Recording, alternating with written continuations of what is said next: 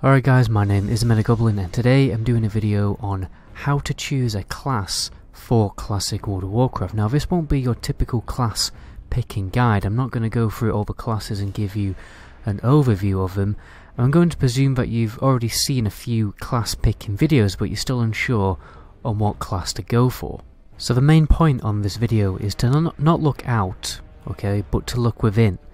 You have to think about what class will you personally enjoy the most, because picking a class is it's a big commitment in Classic World of Warcraft. It takes a long time to level up, and you don't want to suddenly realise at level 60 that you don't find the class that you picked to be fun at all. I made this mistake when I first leveled up on a vanilla server. I leveled a shaman and later found out I would have to play a healer, and back then I absolutely hated playing as a healer, so I re-rolled.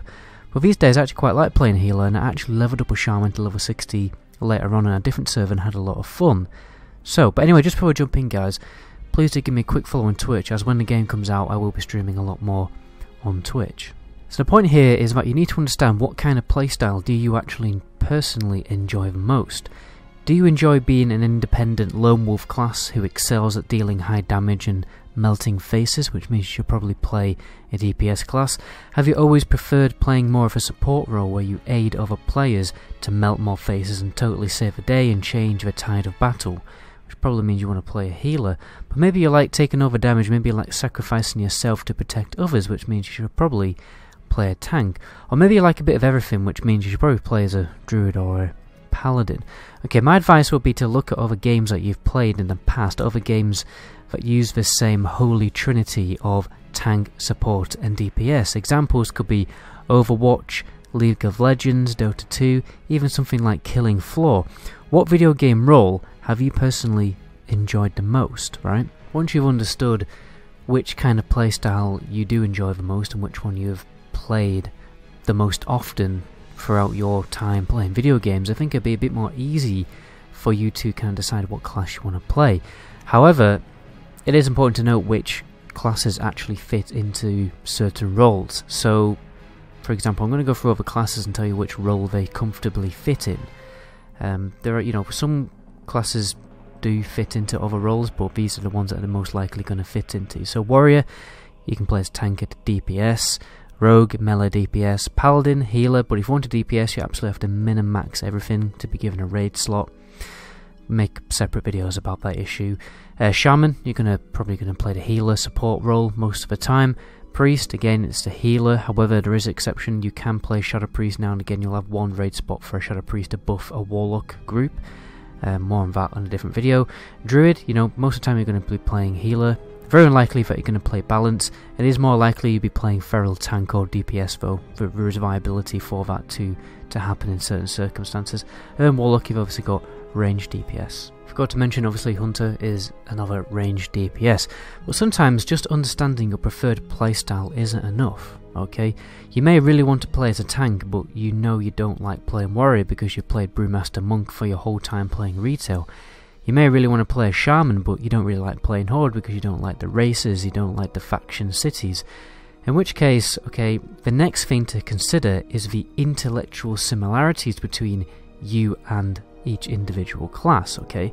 This is more of a philosophical connection. Example of this would be, imagine a guy who grew up in the countryside all of his life. He was in the Scouts, he did an outdoor education apprenticeship, he spent most of his childhood camping, mountain biking and rock climbing. He feels uncomfortable when he goes into the city, and he always longs to go back to the countryside. So you imagine this kind of person, which by the way perfectly describes myself, would be drawn to playing a Druid or a Hunter, because they have a very close, those two classes have a very close connection to nature, okay? That's partly the reason why I play Druid. My first vanilla class I played was a Druid, right? Because it's the kind of class I identify with the most. I feel like playing Hunter is almost like playing your own individual separate role-playing game.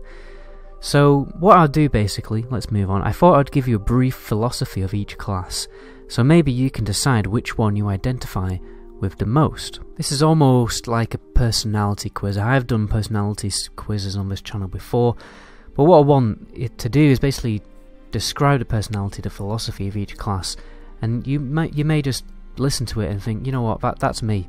That really identifies with me. That's the kind of person I want to be in real life, but also in my virtual video game life. So let's jump in. Okay, so the warrior can have a number of personalities depending on what race you play, I think, but generally they are your bread and butter soldier who fights in armies, who works for the city guard, or maybe just a bouncer at some dodgy goblin club in the Booty Bay, you know, who's capable of using every single weapon possible to defeat his enemies, and the angrier he gets, the more powerful he becomes. I've always felt that the arm spec for the warrior is the honourable standard soldier spec, but Fury was a bit of an evil barbarian, Conan the Barbarian spec, and obviously protection was more of a city guard kind of role. Let's move on to the mage. Mages are the most intellectual people in the world. They study the arcane arts in the floating city of Dalaran. They devote their life to the progression of knowledge, but they want to be separate from the rest of the world. They've built this floating city so that they can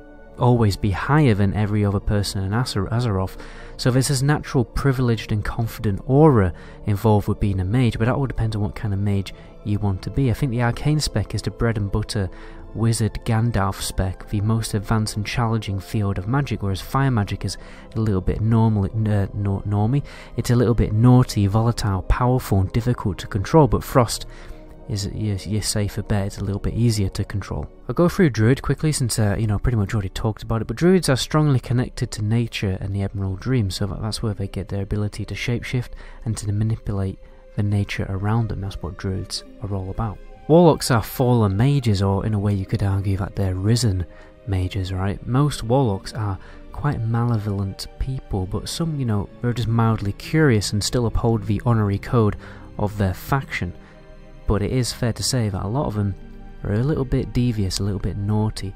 The study of shadow magic is frowned upon by both factions, alright? If you become a warlock, you are shunned and mocked by society, which is why your class leaders, your class trainers will be hidden out of the public eye, okay? I feel the affliction spec is, it's a effect that's focused on cursing and dooming people to their deaths, almost like a fantasy Wicked Witch kind of character, whereas demonology focuses on the domination of demons from the twisting nether, whereas destruction, I feel like, is the least evil spec. It just feels like a fire mage wanting to enhance his power even further with shadow magic. So if you're a fan of James Bond, John Wick, or other popular action films based on a secret agent or mercenary kind of character, then I'd recommend that you play a rogue. I mean, rogues can either be a government agent or a thieving cutthroat. You have the abilities like pickpocket and sprint to back up that philosophy. But as a combat rogue, you are more of a soldier or duelist who fights in the arena, or possibly a bit of a pirate, which is interesting because combat spec was later changed to become an outlaw pirate themed spec. Okay, whereas the subtlety spec makes you more of a hitman or a deadly assassin. Whereas ironically the assassination spec, even though it's called assassination, feels more of an alchemist spec focused on making deadlier poisons, but those two specs still have the philosophy of going out into the world and brutally assassinating and killing people like you're a hitman or an assassin, whereas I think the combat spec is you are more of a kind of warrior.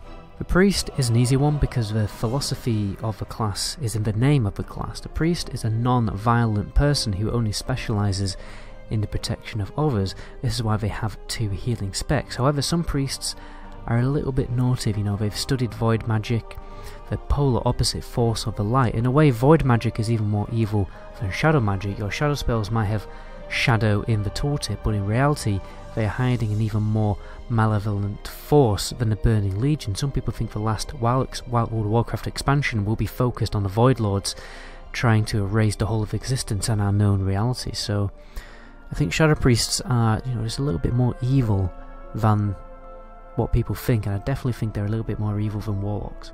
Next we have the Paladin. The purpose of the Paladin was to combine the power of the light with a warrior. They're essentially a crossbreed class between the priest and the warrior. Paladins are the protectors of the innocent, the most righteous and honourable class in the game. Their philosophy is around protecting other people in your group with healing, tanking, and even if you're like a pure damage ret spec, you have auras and buffs to protect and assist other people. They're essentially a bard class, very similar to the shaman. This brings me onto the shaman. Shamans are the horde version of a priest, right? You go to your tribe shaman or witch doctor if you have a nasty illness and they basically heal you. They are peaceful in nature, or at least they would prefer to be peaceful, but war has forced them to use their powers to protect their tribe. The shaman ask for the assistance of the elements rather than forcing their way through to the elemental power like a mage does, for example.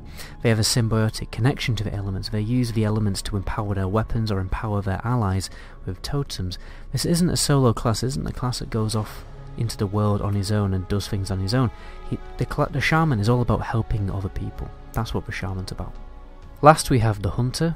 The Bear Grylls, basically, of World of Warcraft. You can use your power of pathfinding to track your next meal, or maybe to hunt down an enemy. You have the mystical ability to tame beasts, but you have to nurture them if you want a truly powerful bond between the two of you. The specs are distinctive for the hunter. Beast mastery is about further growing the bond between you and your pet to make your pet more powerful, whereas marksman is more of a military archer spec, and survival is the Bear Grylls spec, where you live in the wild setting traps and sprinting after balls of a makeshift axe. Just as a side note, guys, if you want to take this even further, if you really want to understand the philosophy of each class rather than me just telling you about it, what you can do is do the first class quest for every single class, which is just to simply go to your trainer.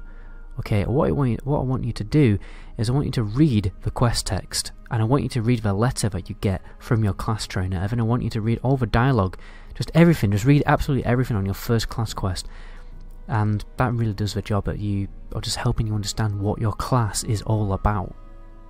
Every single one has a totally different vibe. Recently on my stream we compared the Paladin class quest to the Warlock class quest, and it just feels totally different. So that's a collection of brief philosophies for every class. Maybe in sight of this you will find it easier for you to decide which class to play, depending on which philosophy you identify with the most.